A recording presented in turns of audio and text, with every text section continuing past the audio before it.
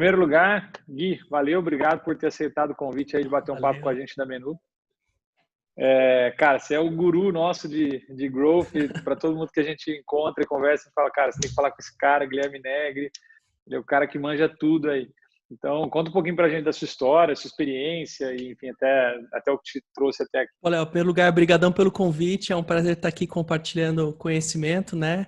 Ainda mais com quem está fazendo acontecer, né? Que é a coisa mais legal. Quem está no front ali Boa. brigando para crescer uma startup, uma empresa inovadora. Então, é sempre um prazer.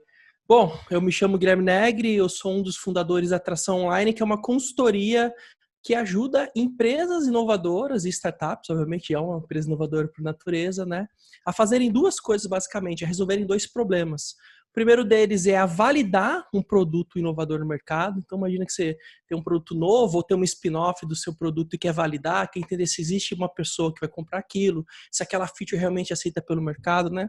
Aquela parte de testar a aderência de mercado, então nós ajudamos a fazer esse refinamento e a validação daquela inovação no mercado.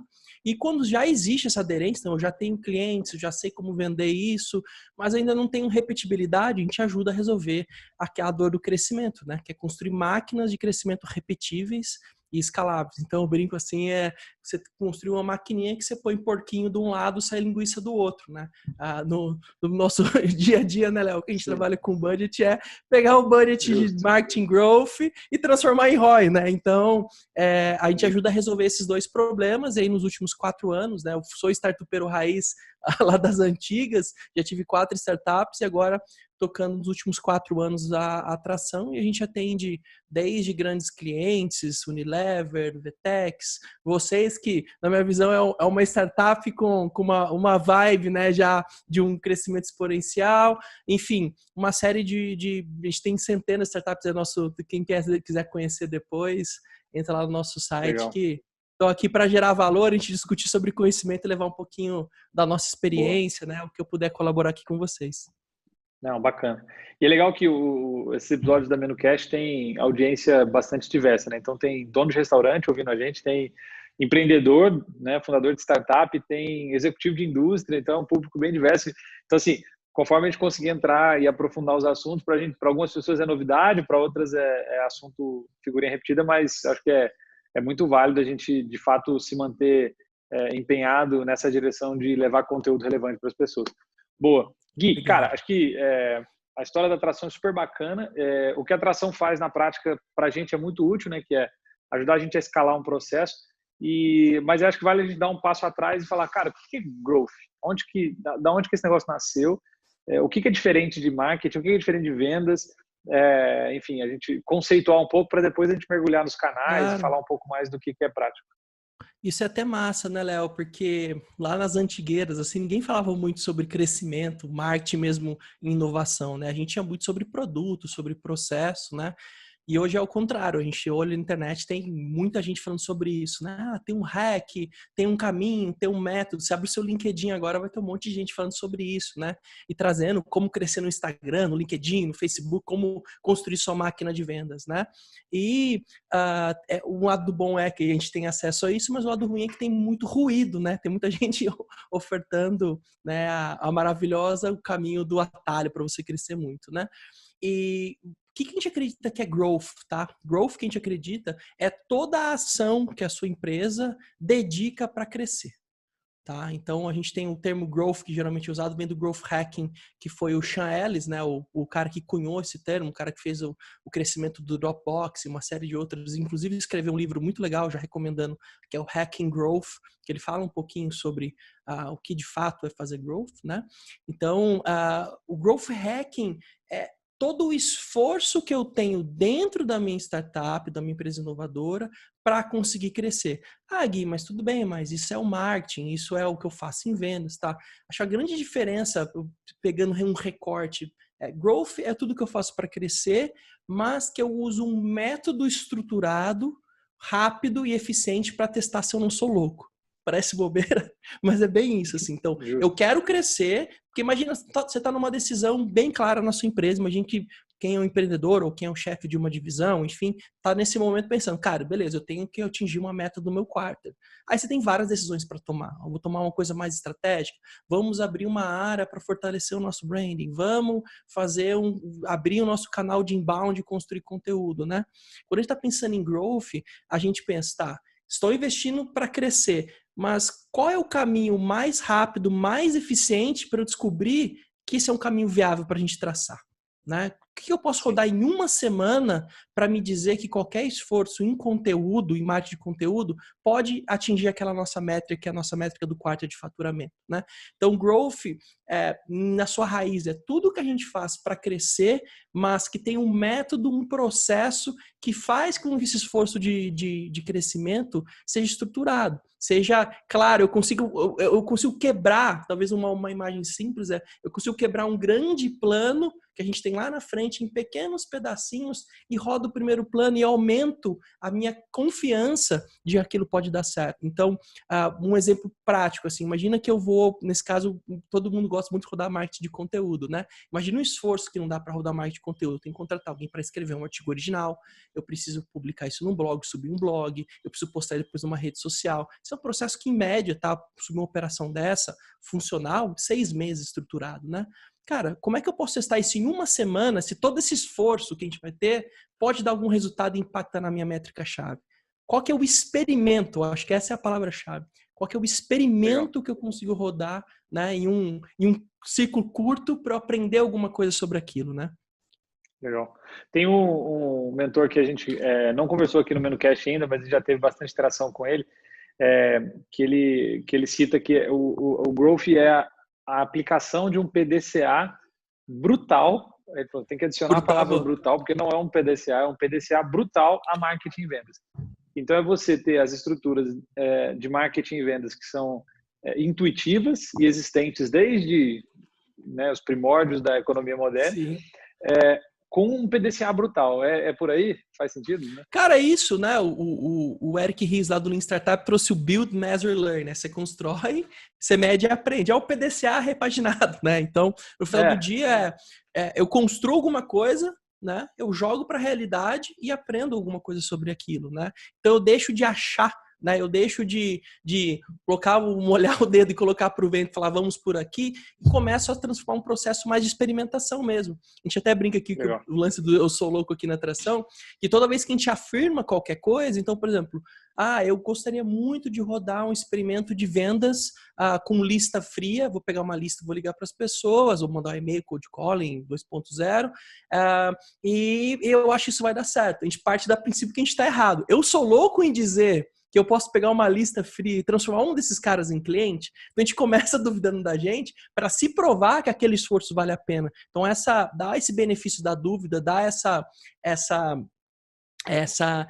cara de eu ter que provar aquilo, me faz buscar a realidade, me chocar com a realidade. E o jeito mais simples de fazer isso é rodando um experimento. Né? A verdade, como diz o nosso amigo lá, o Steve Blank, não tem negócio dentro do nosso escritório. A gente joga um pequeno experimento para fora, eu vou ligar para 10 pessoas dessa lista. Funcionou? O que eu aprendi? Rodo para 20, rodo para 30. Então, eu vou iterando, né? Esse é o ponto.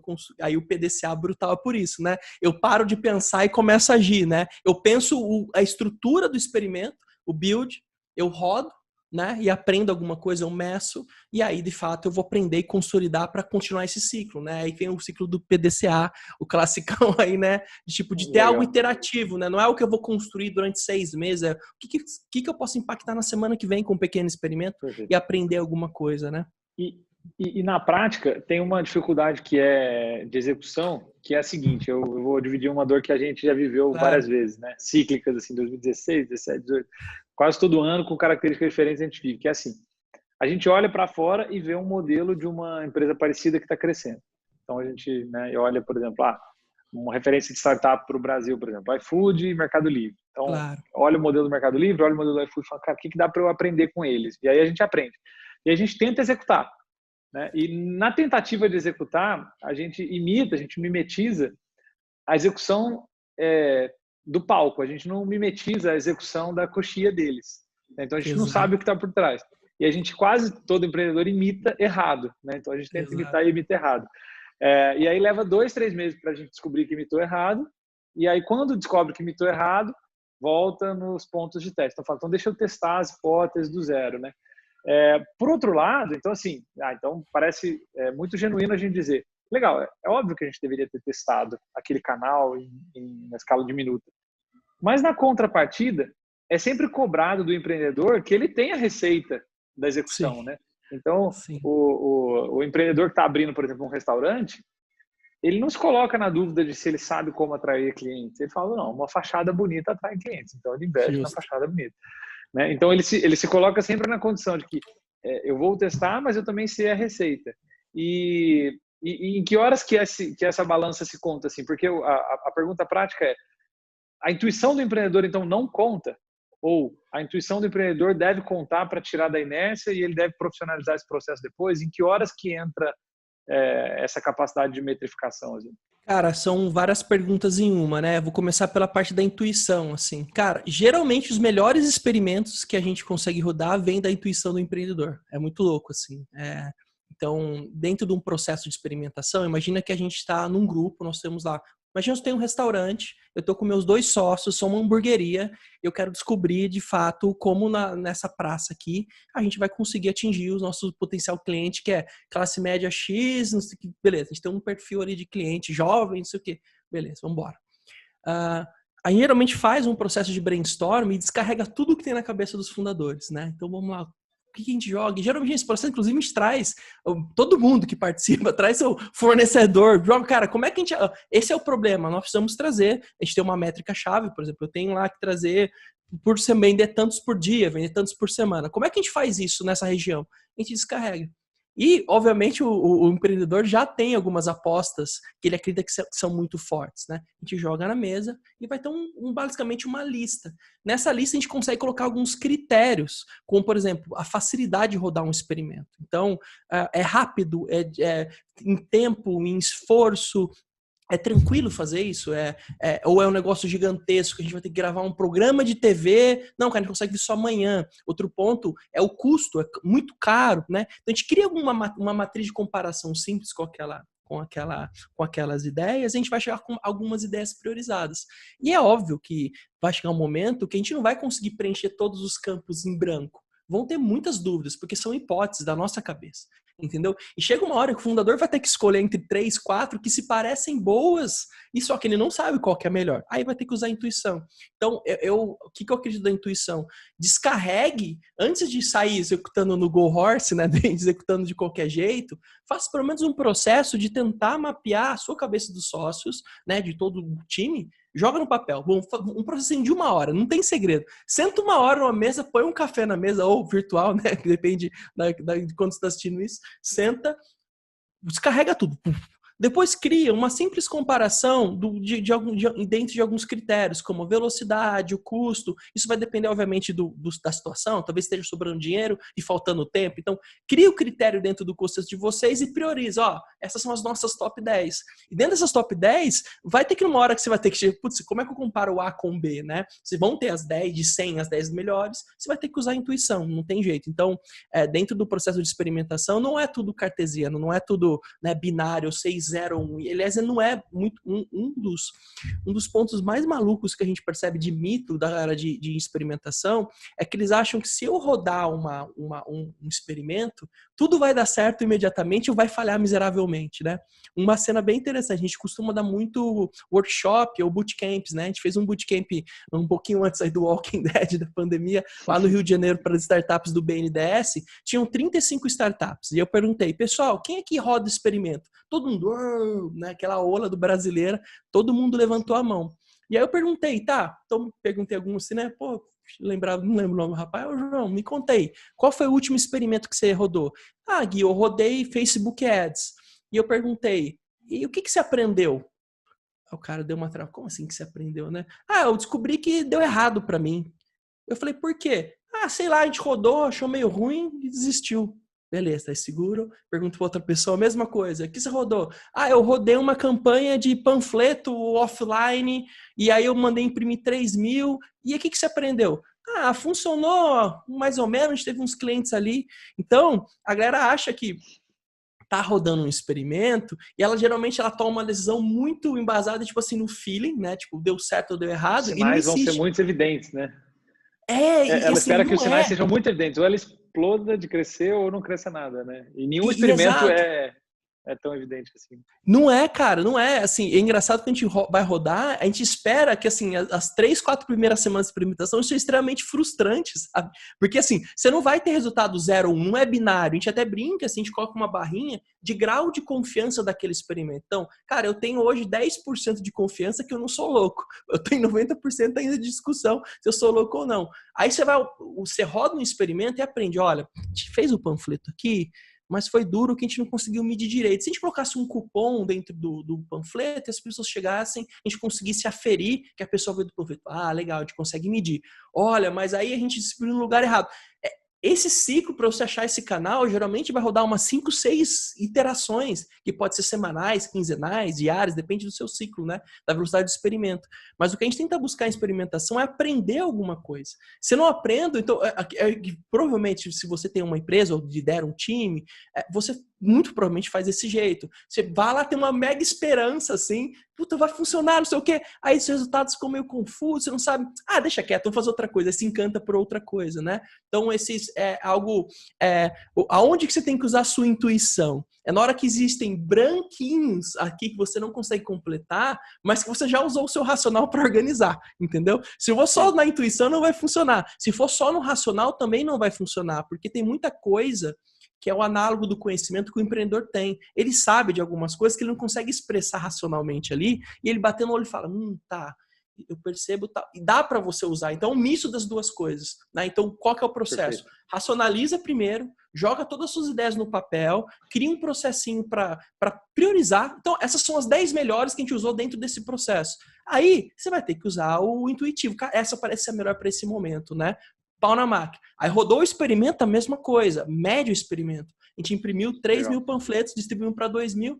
Tá, mas a gente não sabe muito bem o que fazer agora. Cara, eu acho que dá pra gente dar um double. Vamos testar de novo? Testa de novo. Então, é um lance difícil, porque, especialmente com startup, a gente sempre vai ter esses passinhos em branco. Então, é até uma ilusão eu pensar, não, cara, você é extremamente cartesiano, use 0 ou 1 o tempo inteiro, vai indo pelos resultados. Não vai. O experimento vai falhar, de repente o experimento vai dar. Você vai ter que sempre fluir, né? Então, a nossa busca é pelo dado correto, pelo lado a gente aprendeu alguma coisa. Mas como é inovação, cara, você sabe, você vive isso na prática, Léo. Tem uma hora que você chega num momento que você não vai ter uma resposta tão objetiva. Então você vai ter que ir até o limite do objetivo e completar com aquele branco aí, geralmente a intuição de quem tá com skin dele. E é muito louco que, assim, já aconteceu isso diversas vezes na nossa história, que é assim, a gente tem que parar de vez em quando e pensar assim, será que eu tô sendo teimoso numa hipótese que já falhou? Será que eu tentei o suficiente ou será que eu não tentei o suficiente? Né? E aí encontrar esse equilíbrio de que eu estou teimando em alguma coisa que está dando errado ou eu já aprendi o suficiente que não funcionou e tal, isso é muito doido. Né? Eu acho que requer um esforço grande assim, de realizar que as coisas não foram como queria. Né? Teve um caso interessante, você falou do panfleto, a gente fez 3 testes de panfleto numa sequência em 2017, a gente mandou primeiro 600 panfletos, e aí a conversão foi absurda. Aí depois a gente mandou 6.000, e aí foi horrorosa.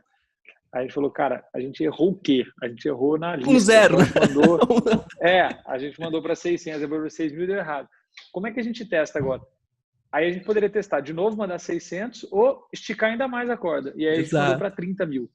E a gente esticou mais a corda ainda do 30.000. E foi pior do que o de 6.000. E aí a gente falou, então quer dizer que esse experimento é errado.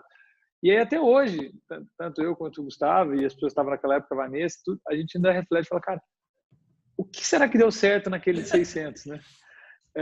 Foi a qualidade do material, foi a call to action da oferta, foi a lista que foi bem feita, enfim, tem N variáveis, né? E eu acho que insistir nesses processos é super, super válido. Assim. Cara, e tem muitas vezes que o experimento é inconclusivo e tudo bem, entendeu? A gente não conseguiu aprender nada nesse experimento, tudo bem, a gente não vai ficar insistindo em tentar fazer. Por exemplo, geralmente quando a gente fecha um ciclo de experimentação nesse panfleto, como é que é o processo? A gente segue um processinho, né? Imagina que foi um ciclo de 15 dias. A primeira coisa que a gente faz é, a gente conseguiu coletar algum dado desse experimento? Então imagina, Léo, pô, a gente disparou 600 panfletos, tá? Quem pegou, qual que foi a reação? Teve algum restaurante lá na outra ponta, né? A pessoa chegou, se cadastrou na menu, ou o restaurante entrou na menu? Sim, não. Cara, a gente não tem dados. Então o experimento foi inconclusivo, a gente nem consegue tomar uma decisão, entendeu? Então, geralmente o que a gente faz é repetir com os 600, tentando resolver a variável que a gente deixou totalmente inconclusivo. Então, tá, Sim. aqui que falhou, a gente repete, porque a gente, um jeito simples de pensar, Léo, é que assim, cara, toda vez que tá rodando um experimento é como se fosse uma equação com muitas variáveis complexas, né? Então, de uma equação complexa com muitas variáveis. Então, eu tento isolar uma dessas variáveis. Então, eu vou mandar para as mesmas pessoas ou para o mesmo bairro, né, que tem o mesmo perfil, para o mesmo volume e vou tentar aferir, né? E é difícil, porque assim, mesmo que a gente controle as variáveis, tem variáveis que entram no meio, especialmente coisa offline, né? O dia que você disparou, o horário, pode ser que as pessoas mudam completamente, as suas anualidades que você não conhece, né? Dessa história dos experimentos que a gente falou, né, de se dá para testar ou se não dá, tem uma desse que eu comentei antes, que é dos panfletos que a gente fez. Tem uma variável que a gente não controlava, foi super interessante, que a gente descobriu um dia, que o Correios não tinha despachado parte dos panfletos. Então, a gente testou 2 vezes e descobriu que uma das variáveis era o Correio tinha nos enganado e não postado o volume, porque ele desconfiou que pudesse ser spam físico, existe Sim. isso, né? Então, o modo como o Correio se organiza, eles bloquearam o disparo. E aí a gente teve que achar uma outra agência para poder testar assim, 2 anos depois. Então, é dificílimo controlar as variáveis todas, né? Tem total razão. E Gui, cara, guiando um pouco para o digital, né? A gente vê muito curso, acho que todo mundo que está consumindo conteúdo, que está aqui no LinkedIn ou que está no Instagram, enfim, independente da plataforma, vê lá os teasers de aprenda marketing digital em 2 minutos, faça o seu curso XPTO explodir, enfim, tem muita oferta de salvação nesse meio digital. E, cara, a gente sabe que não é assim, a gente sabe que não está nem perto de ser assim, que é bastante complexo, tem muitas variáveis, né? Tem muita ferramenta que a pessoa precisa dominar também para poder andar.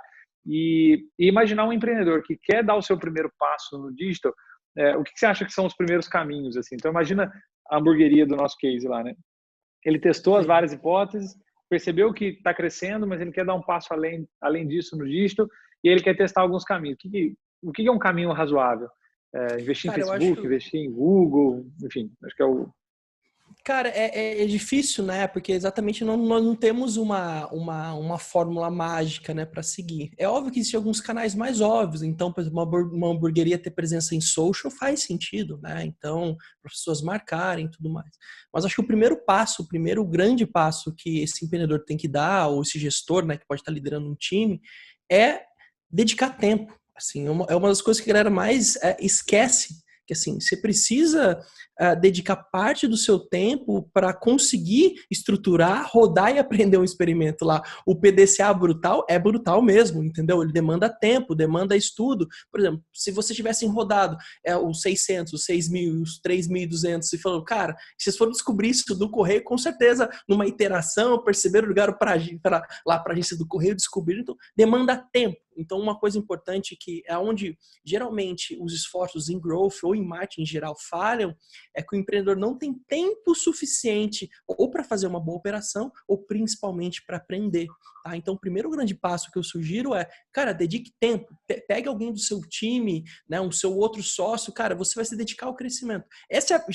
Parece bobo, né? Mas essa é a principal falha. A gente pega startups que estão crescendo muito rápido e geralmente o founder lá, o CEO, o cara que ele tem um chapéu de CEO e de CMO, ele é o responsável por tudo e pelo marketing. E de repente, cara, não tem tempo, cara, tem que fazer captação, não sei o quê. E daí não tem quem cuida disso, né? Então, é tempo. Sendo um hamburguerinho, uma startup que está crescendo rápido, você precisa ter tempo, né? Rule of thumb é uma regrinha clássica que a gente usa geralmente para startup, mas a gente pode usar também para negócios físicos, desculpa, cara, 50% do seu esforço em um negócio novo deve ser no mínimo dedicado para o crescimento, né? Isso é sugerido no livro Traction, é um livro sobre tração também. Cara, você, do mínimo metade do seu tempo, metade do tempo dos sócios deveriam ser dedicados para descobrir como é que você cresce. né? Especialmente startup, o crescimento né, é o motivo da vida, mas uma hamburgueria também. Você pode diminuir um pouquinho essa proporção, mas, cara, pensa, 30% do seu tempo dono de hamburgueria, né,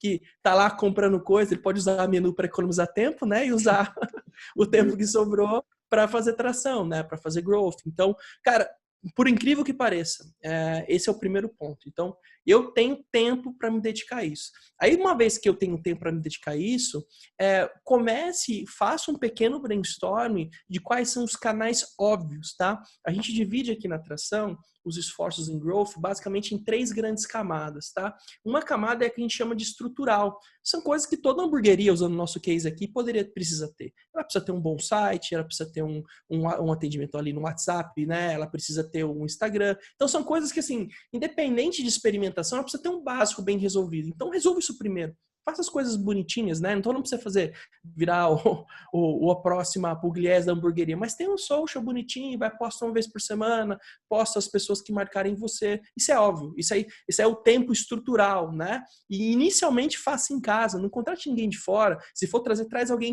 se você conhece, né? Faça isso bonitinho, estruturadinho. Essa é a primeira camada que a gente chama estrutural, é o básico que precisa ser feito. E a maioria das pessoas não fazem nem esse básico. Então, por quê? Porque falta tempo. Então, cria esse basiquinho, beleza, tem um basiquinho. O segundo ponto é o que a gente chama de camada de experimentação. Aí você pega aquele processinho de brainstorm de olhar, tá, cara, eu sou uma hamburgueria, eu tô num bairro nobre aqui, de Belo Horizonte, de São Paulo, e eu queria atingir essa galera. Qual é o jeito mais rápido de eu conseguir fazer 10 novos clientes nos próximos 3 dias, nessa semana? 50 clientes. Faz um brainstorm e vão aparecer muitas ideias. E tem gente assim, cara, não precisa ser digital, pode ser offline, tá? Muitas startups que a gente faz coisa offline. Então, traga essas ideias, estrutura essa ideia, como é que a gente consegue rodar isso no curto prazo? E roda. E aí que envolve muito esse tempo. Aí o segundo ponto, depois que eu tenho dedicação de tempo, é constância. Né? Boa parte das empresas que crescem em growth é a constância, é não desistir, é manter aquilo funcionando. E não é ser teimoso e ficar fazendo sempre a mesma coisa, mas manter o processo de aprendizado. Então, beleza, eu mantenho a estrutura básica, pus em pé. Agora rodei um experimento, cara, fiz um anúncio no Instagram, coisa bem básica, bem simples, aqui no raio do meu bairro. Legal, olha, cara, a gente trouxe 10 novas pessoas no iFood, trouxemos 20 pedidos novos no WhatsApp. Bacana, funcionou. Vamos tentar fazer isso de novo? De novo? Chegou uma hora que, cara, você sabe, a cada, R$30 você traz um cliente novo que retém e dá R$200 nos próximos 3 meses. Pô, faz sentido, a gente tem ROI. Então, né, ROI é o retorno sobre aquele investimento. Então, vamos conseguir. Essa é a segunda camada da experimentação. Né? Eu tenho estrutural, que eu faço o básico para o cliente me conhecer, para que eu brinco assim, se o cara procurar, ele tem que te achar. Tá? Hamburgueria em Belo Horizonte, hamburgueria em São Paulo. Ele tem que achar o básico, o seu básico. O segundo ponto é, o que eu posso fazer de experimentação para eu crescer? Aí você roda um monte de coisa e não tem um segredo. Pode começar pelo básico, anúncio no Google, anúncio no Instagram, fazer uma parceria com um cara local. Então, isso não tem uma regra de ouro. Você vai ter que pensar, estruturar racionalmente e rodar. E quando aquilo dá certo, é o que a gente chama de terceira camada de canais em regime. E você começa a compor uma série de canais que começam a dar resultado. Então, por exemplo, pode ser que toda vez que você anuncia no Facebook, no Instagram, ou que você faz uma parceria com um micro-influenciador local, você vende X lanches. Então, eu tenho uma correlação. Se eu ponho tantos reais, eu tenho tantos lanches. E você consegue manter isso estruturado e preditivo, virou um canal de aquisição repetitivo para você. É o que a gente chama de estrutura de regime, né? Então, qual que é o grande lance desse empreendedor? O que ele tem que rodar? Põe a casa bonitinha para rodar. Não deixa nenhuma ponta solta. Sem piração também. Eu geralmente faço quando a gente está fazendo consultoria, a gente fala assim, ó, a gente tem 1 semana para pôr a casa para rodar. Deixar bonitinho, tá? Sem piração. Colocamos. Agora, o que a gente pode fazer para crescer exponencialmente? O que a gente pode fazer para conseguir vender 50 lanches nessa semana de quem nunca comprou da gente? Vamos rodar. Sim, vai falhar. As primeiras semanas vão ser um inferno. Vai dar tudo errado. Aí você mantém a constância. Vai dar tudo errado. Não espere que dê certo. Uma coisa que eu trouxe para vocês aí é muito real. O empreendedor, ele conta a história tudo ao contrário. Ele conta o sucesso. E ele faz uma engenharia reversa para mostrar que ele é genial. Nós estamos tanto tempo nessa estrada que a gente sabe a pequenas empresas, grandes negócios. Jovem de 26 anos tem uma ideia genial do banheiro. Caramba, o bicho Roma 50 vezes. E às vezes aquela ideia genial foi uma cagada que deu certo e ele foi fazendo. Óbvio, tem, né? Ou na maioria dos casos ela nem está funcionando. Isso que o que é o Mas mais cara, mágico de mas tudo é isso isso. faz uma história bem engraçada, Léo, que assim, uma época eu tive um grande site de sustentabilidade, na época da hype de sustentabilidade e tal, e era um dos maiores sites de sustentabilidade, conteúdo de ecologia e tudo, e a gente lançou uma linha de roupa sustentável, super bacana, algodão orgânico, eu fiz tudo bem. Foi bem massa. E aí, na época, a gente tinha um conceito muito interessante de economia de material, porque uma das coisas mais complicadas de cadeia produtiva, né, é desperdício. Então, a gente construiu uma camiseta e um calça, tudo que evitava muito. O jeito que você cortava evitava, né, o desperdício de material, era orgânico tudo. E aí, na época, eu tomei uma decisão de mandar a camiseta, a gente vendia online, dentro de um saquinho. Né? Imagina um saquinho, aqueles saquinhos normal, bonitinho, igual do camiseteria, né? Salve Fábio Seijas, inclusive uma lenda, foi daí, falei, cara, eu vou fazer igual o Fábio faz, pô, muito massa camiseteria, né? Aí a gente mandou, e aí uns caras da comunidade, porque a gente co-criou esse produto com a comunidade e tal, falou assim, cara, mas espera aí, você tá falando em economizar material, por que você mandou uma embalagem? Não faz qualquer sentido, né? Eu falei, cara, o cara tem razão, né? Tipo, eu tomei essa decisão no impulso e ignorei, né, o negócio. Só que aí na mesma thread, na mesma discussão, veio uma moça e falou o seguinte, olha, cara, não, mas isso é genial, porque eu lavo a camiseta dentro do saquinho e como o algodão, né, é uma peça, né, o algodão geralmente ele aguenta, mas não aguenta tanto lavar, né, especialmente lavagem pesada, eu coloco dentro do saquinho, a camiseta sai limpa e evito o dano no tecido, né, então eu aumento a durabilidade Você da nem minha tinha camiseta. pensado nisso. Nem a pau, não tinha a mínima ideia, eu só coloquei porque eu queria ser igual a camiseteria, né? Aí, Sim. óbvio, né? Tipo, eu falei, pessoal, pô, vamos ver. A gente fez inclusive, como era comunidade, estava todo mundo junto, a gente fez uma pulse, fazia sentido, não. Mas aí o que seria? Geralmente, como que a história seria contada numa revista? Guilherme teve uma ideia revolucionária para como proteger o tecido para 3Ds. É isso, entendeu? Tipo, eu nem tinha ideia, aparece, os modelos de negócio, o experimento aparece uma coisa e você aproveita aquele momento para fazer, né? Tipo, nesse caso, falei, pessoal, é isso. A gente chegou no resultado final, a gente chegou no meio termo, a gente fez um saquinho menor lá, usando essa propriedade de proteção, mas achou um jeito de evitar o desperdício. Foi legal pra caramba a comunidade, mas legal. É isso, assim, não tem experimento 0-1, né? Vai ser uma série de aprendizados e se você tiver tempo disponível e constância, ou seja, não desistir, é um tempo, tá? O pessoal gosta de números, né? Mas o que é tempo? O que é? Cara, no mínimo 12 semanas. Tenta rodar um processo de experimentação depois que você colocou em pé a parte estrutural, no mínimo 12 semanas. Não tem como fazer mais rápido do que isso, porque as 3, 4 primeiras semanas você é muito de ajuste, de arrumar as coisas. Isso pro offline e pro online, tá? Outro ponto, não adianta você barrigar isso para um terceiro. Pega uma agência específica de AdWords, ou uma agência específica de branding, uma agência específica de PR. Sim, tem agências excelentes, tem executores perfeitos. Mas é mais inteligente você rodar um pequeno experimento e ver se tem qualquer aderência fazer aquilo. Uma vez que fez sentido, você vai lá e contrata um especialista para te ajudar, né? Quando você está naquele momento saindo da experimentação para o regime, é o momento de você ou internalizar ou contratar um ultra especialista daquilo, né? Então, legal. Tem muita gente também que acha que é barrigar, né? Vou passar para um cara ali e ele vai resolver para mim. Não funciona, né? Ele tem um incentivo diferente, né? É muito doido. Por exemplo, um call center terceiro, o incentivo de receita dele é vender mais recursos, mão de obra. Uma agência de marketing é ganhar mais FII. Então, o incentivo, o design do sistema e os incentivos que o sistema gera são diferentes dos incentivos que você precisa. Você precisa trazer cliente, ele precisa vender anúncio. Então, quase sempre ele consegue te levar a crer que você precisa de mais anúncio. Enfim, não necessariamente isso é verdade. Gui, acho que é legal a gente entrar numa thread que é a seguinte. Existe um lugar para eu ler e organizar o meu cérebro com relação às ideias? Imagina que eu sou empreendedor, estou no Instagram que eu estou vendo curso online, anúncio, não sei o que e tal. Existe um framework que eu falo, putz, quais são os canais possíveis, vai? Aí, para eu não cair na cilada de ter que conversar com meu amigo e lembrar do Member Get Member, ter que conversar com não sei quem e lembrar do tal. Então, dá para ter um ponto de partida desses canais assim, para ver o que faz sentido? Tem uma bibliografia assim básica, né, para quem quer experimentar e sim também funciona para negócios locais, tá? Negócio offline também. Acho que um livro bem interessante para ser lido é o Lean Startup do Eric Ries, né? É muito bom, eu acho que ele vai dar uma base muito forte para entender esse processo de iteração, que é o processo mais básico do processo de experimentação, né? O PDCA brutal vem daí, né? De como rodar esse processo. Então, o Lean Startup, para mim, ele é muito gostoso disso. Cara, dá para escutar o livro, ler, ele é muito suave, é uma história, né, do Eric Ries, Sim. então muito bacana. Uma vez que você leu, cara, eu acho que o próximo livro muito interessante para abrir a cabeça é o Traction. Infelizmente ele não tem em português, tá? Do Gabriel Weinberg e do Justin Mares, ele não tem em português, só a versão só em inglês. A gente podia até ver um jeito de traduzir, porque é muito bom. E Sim, nesse é livro, muito Léo, bom ele mesmo. mostra, é muito Traz bom, né? todos, Ele traz todos os mostra, né? Tipo, canais e aí você consegue organizar os inner rings, tal, que era a segunda pergunta. É muito legal fazer é daquilo isso, ali. assim, porque assim, você precisa primeiro entender o flow, né? Então, que eu acho que o Lean Startup, ele mostra muito sobre esse fluxo. E depois a gente entra no traction, no tração, que ele mostra muito sobre os canais. Ele abre um pouco a sua mente sobre, olha, cara, e no livro ele mostra 19 canais distintos, né? Por onde começar. Então, ele vai listando com cases os 19 canais. É muito bacana.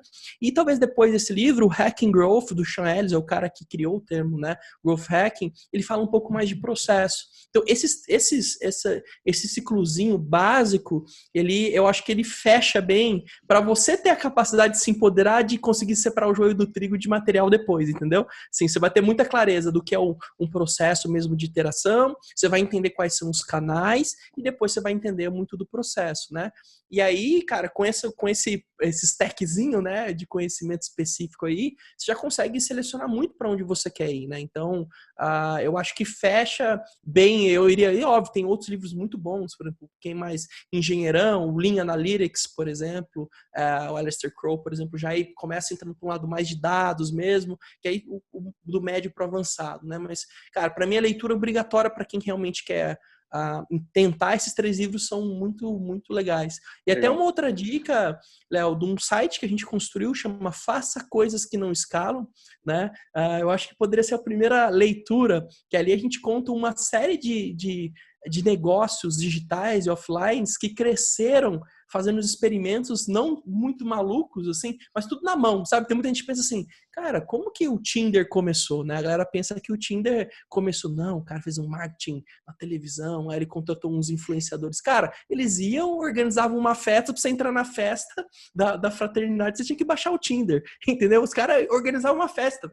Era offline total, eles fizeram basicamente o match, criando uma densidade offline. O cara, por exemplo, do eBay, ele vendia, cara, não tinha nem como cobrar, o pessoal mandava por carta o dinheiro para ele, o eBay, entendeu? Então a gente tem uma mania de achar que esses grandes, né, esses grandes Negócio, unicórnios, dinossauros, nasceram com extremamente... Não, cara, era tudo gambiarra, bicho. Era gambiarra, tipo assim, sim, sabe aquele do nível, a NASA precisa estudar o brasileiro? É desse nível, velho. Startupeiro sim, é esse brasileiro e nós temos isso no DNA, né? A gambiarra sim. monster, que tipo, tem muita gente que pensa, não preciso. Não, cara, lá no livro, no livro que a gente vai soltar logo mais, que veio desse site, faça coisas que não escalam.com.br, lá tem várias dessas histórias, YouTube, Dropbox, então, tipo, como que essas grandes startups que a gente usa no nosso dia a dia, no começo fizeram coisas mais manuais, experimentos mais simples, que aí desembocaram em grandes canais de aquisição, né? Então, eu faria essa leitura, faça coisas que não escalam, Legal. o Lean Startup, o Traction e o Hacking Growth, cara, é uma bibliografia de Animal. respeito inicial que eu acho que mata a pau, assim. Boa. Tem uma história legal conforme você foi falando que eu lembrei que assim, é muito doido como que as empresas maiores, né, depois que elas crescem, elas criam mecanismos para se vender, obviamente, e esses mecanismos que elas criam para se vender, que é feito sob ótimas intenções, elas problematizam a autoestima dos empreendedores menores, né? Porque o empreendedor menor fica pensando que aquilo é inacessível. E tem 2 casos Exato. interessantes, eu não vou poder citar o nome das empresas, mas uma delas conversa com a pessoa que é responsável por Business Intelligence de um dos maiores e-commerces do mundo, e essa pessoa falou, cara, é muito doido, porque o que o mercado acha que a gente tem é uma quantidade infinita de ferramentas com Advanced Analytics, com Machine Learning, com máquinas aprendendo sozinho, conversando entre si e tal. E são 4 estagiários que todos os dias geram os reports para a empresa inteira, no mundo inteiro. Então, assim, sei lá, centenas de escritórios do mundo inteiro, são 4 estagiários que fazem meia dúzia de queries ali, geram os relatórios e mandam. Então, e as pessoas conseguem tomar decisões com base nisso. Então, eu acho que tem uma orientação legal também, que muitas vezes o empreendedor pelo fato dele não conhecer a realidade alheia, né, ele se coloca numa condição de que, eu não tenho esse tanto de recurso, eu não vou conseguir começar. E às vezes começar é com a sua intuição mesmo, é no Excel, é testando no panfleto, entregando, né, sozinho, enfim, acho que os canais estão muito por aí. E aí eu acho que para a gente caminhar para o fim, acho que é legal a gente falar também, né? A gente testou os 19 canais, eu acho que o conceito de inner ring, de middle ring e do canal que é vencedor, né? Você colocou numa narrativa diferente, né? Dos canais que a gente vai levando para regime, mas eu acho que é legal a gente deixar isso organizado didaticamente. Então, assim, a gente colocou no brainstorm e testou o canal. Testou o canal, a gente avança com 2, 3 deles. Como é que eu sei que um deu certo, coloco em regime, e aí quando eu coloquei um canal em regime, eu mergulho nele, eu continuo testando outros, né? Aonde que isso se dá e como é que esse processo conclui? Como é que eu falo, putz, agora eu achei meus canais de regime, estou satisfeito com eles? Cara, assim, o primeiro ponto é que a gente precisa ter muita clareza de qual que é a nossa métrica-chave que a gente precisa atingir, né? Então, porque a gente pode ficar rodando o canal, deu certo ou deu errado, depende do que a gente quer atingir. Então, a gente tem até um processo durante a consultoria, durante o workshop, tudo, que a gente define antes de cair para a experimentação qual é o nosso propósito. É o que a gente chama de camada estratégica. A camada estratégica, ela depende de eu ter uma persona do momento, ou seja, ter uma aposta de mercado, eu tenho clareza de quem são meus clientes, né? Eu tenho uma métrica-chave e eu tenho um contexto. E a maioria das startups estão rodando experimentos sem a métrica-chave. Por isso que lá como comentei lá no pessoal do BNDES, ninguém sabia se deu certo ou errado, porque elas não chocaram aquele experimento com o impacto da métrica-chave. Então, na hamburgueria, por exemplo, cara, a hamburgueria é importante, a gente acabou de lançar ela, que a gente consiga ter o público cativo aqui da região. Eu preciso ter no mínimo 20, 30 clientes, novos clientes que estão retidos, para eu ter que esse cara pede uma vez por mês, 2 vezes por semana, e no final do ano eu consigo ter, sei lá, X pedidos por mês. Essa é a nossa métrica-chave. Essa métrica-chave tem que fazer sentido com todas as outras métricas da empresa. Tem que ser a métrica, por isso que ela é a chave, ela desbloqueia todas as outras, entendeu? Geralmente, ela, no caso da hamburgueria, está totalmente focada, né, desses subsidiários, eles conseguirem grana para manter a hamburgueria e ter cliente para crescer. Então nosso cara, entrar no break-even, a gente pagar nosso aluguel, pagar todo mundo feliz. A gente precisa, no mínimo, vender X lanches por mês, por semana, X, né? Cara, daí no próximo passo é o crescimento. Então, toda a experimentação, ela vai ser baseada nessa métrica-chave. Então, a gente estava discutindo mais cedo, né, cara, o que é um bom crescimento? Com que eu comparo? 50%, 30%? Cara, comparo com a minha métrica-chave. Literalmente, nesse momento, você fala, dane-se para fora. E é muito louco, quando você olha para fora, a tendência de você se frustrar e errar é muito maior. Olha para dentro. O que é que eu tenho aqui dentro? Tá, eu preciso crescer, vender para 100 novos clientes esse mês. Legal. Quanto eu consegui? 200? Caramba! Funcionou! Esse canal é um canal campeão. Conseguimos 10%? Conseguimos só 10%? Espera aí. O que a gente vai fazer? Aí tá o ponto. A gente para e tenta fazer uma coisa nova ou a gente insiste? Entendeu? Então, o ponto-chave de saber se aquilo deve continuar ou não, virar um canal campeão, se ele deve mover, nesses inner rings, né, nesse ciclo, nessas camadas, é o quanto de impacto ele teve na minha métrica-chave. Ah, Gui, mas eu tenho um experimento que eu não consigo identificar se ele teve impacto. Você conseguiu aprender alguma coisa? Muita gente fala pra gente, Gui, eu tô rodando experimento, mas eu não sei se eu tô rodando muito experimento ou pouco. Meu time está entregando bem ou mal? A pergunta que eu faço é, se o time está conseguindo gerar aprendizado ou impacto na métrica-chave? Se o cara falar sim e está sobrando tempo, acelera. Se o cara falar não, você tem que diminuir, não acelerar. Então, o processo de experimentação ele tem que ter 2 outputs. Eu aprender alguma coisa que é possível impactar na minha métrica-chave, no caso, vender lanche. Se o que eu te gerei de esforço não vender o lanche, eu não aprendi o estar mais perto de como vender lanche, falhou, pivota, joga fora, faz outra coisa. Então, a gente sempre volta pro propósito, né? É isso, é propósito. Não, irmão, bota a métrica-chave lá, North Star Metric, métrica-chave, podemos dar o nome que for. Sim. Colocou esse chute na lua, constrói o básico, testa as hipóteses, alguma hipótese funcionou muito bem, go horse nela, manda pau e pau na máquina. E aí, nesse momento, aí você pode processualizar, né? Então você pega, coloca um processinho. Esse é o momento de contratar a pessoa, esse é o momento de você contratar uma agência, porque você já conhece o canal, já tem uma expectativa de você colocar o porquinho de um lado, vai sair o tanto de linguiça do outro. Você pode. Aí o lance, existem boas e agências mesmo, que nesse caso você pode falar pro cara, velho, ó, eu preciso desse resultado e eu tenho mais ou menos esse investimento. Aí você consegue, inclusive, entrar numa situação muito mais confortável porque você entende o mínimo daquele canal, entendeu? E lembrando, pessoal, se você é um cara offline, não, cara, trabalha com as ferramentas que você tem. Use o que você tem na mão, o conhecimento específico que você tem. Não precisa ser só porque o hambúrguer lá do outro lado tem uma presença social absurda. Dane-se, quem disse que é o caminho? Nós precisamos vender lanche, velho. Então, esse é o ponto. Você tem que... Qual que é o jeito que eu vendo 100 lanches essa semana pra gente nova? O jeito que eu fizer, dane-se, velho. Eu vou achar um jeito, entendeu? E aí roda, né? Funcionou? Conseguimos repetir? Conseguimos. Beleza, vamos fazer isso toda semana, né? Então, não tem muito segredo. A galera fantasia demais com isso, né? Fantasia demais. Então... Pô, Gui, acho que quem ouviu aí já saiu expert in growth. Vai poder... Não, então, velho... Todo tipo de negócio no Brasil vai ser tracionado a partir desse podcast. Não, tá longe ainda. Não. Cara, então... Fica um convite, pessoal. A gente começou a abrir alguns workshops, tá? E bootcamps também. O workshop é um workshop de 1 dia, um bootcamp de 2 dias, totalmente online. A gente tem rodado agora totalmente online, onde a gente passa por toda essa seara, tá? Desde definir a métrica-chave, priorizar o experimento, rodar um experimento. Então, fica o convite. Quem falar que veio aqui através do Léo e da Menu, a gente consegue um desconto especial aí. Opa, pode deixar. O time vai entrar em contato contigo para a gente poder criar o form lá e deixar a inscrição. O cupomzinho, aí sim, né? Aí sim. Vai funcionar. Ó, hipótese testada, vamos ver se vai funcionar. Boa, aí, ó.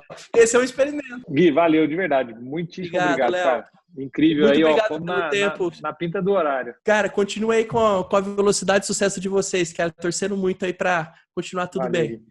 Valeu. Obrigadão, cara. Show de bola. Parabéns aí por tudo.